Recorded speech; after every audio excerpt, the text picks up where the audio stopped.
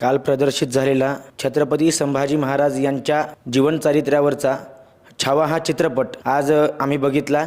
खरं तर चित्रपट पाहताना अतिशय स्फुरण येतं, कारण आपल्या राजाने आपल्या महाराजांनी आपल्यासाठी या रयतेसाठी या प्रजेसाठी यातना सोसल्या होत्या याचं एक ज्वलंत उदाहरण या छावा या चित्रपटाच्या माध्यमातून दाखवण्याचा हा प्रयत्न झालेला आहे। खरं तर यामध्ये जो काही चित्रपट आहे हा चित्रपट या कादंबरीच्या आधारावरती असून हा चित्रपट पूर्णतः काल्पनिक आहे।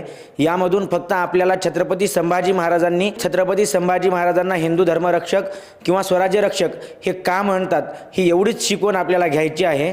कारण नाहीतर आपण काय करतो की या चित्रपटामध्ये काहीतरी दाखवलं की आपण दुसरंच काहीतरी भलतंच काहीतरी आठवणीत ठेवतो। त्याचा जो मुख्य हेतू आहे तो मुख्य हेतू आपण विसरून जातो। या चित्रपट पाहत असताना आपण याकडे एक स्वराज्याचे छत्रपती या चित्रपटामध्ये आहेत ही भावना सुद्धा आपल्याला या चित्रपट पाहताना ठेवायची आहे।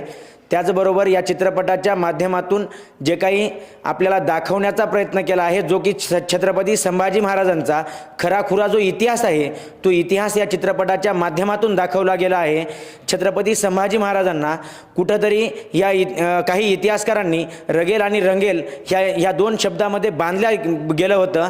तो इतिहास कुठंतरी पुसून या ठिकाणी नवीन इतिहास हा दाखवण्याचा प्रयत्न या चित्रपटातून केला गेला आहे।